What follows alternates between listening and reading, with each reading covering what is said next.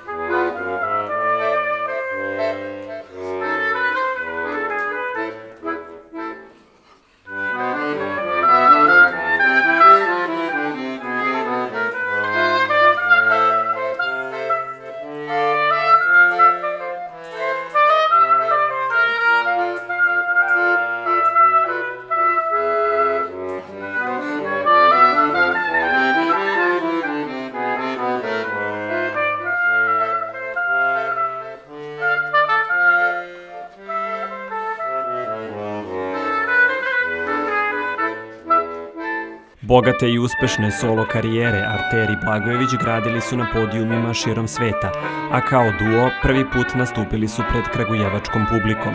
Sudeći po prvom koncertu u okviru nove koncertne sezone, sa velikim nestrpljenjem očekujemo i naredne koji su pred nama.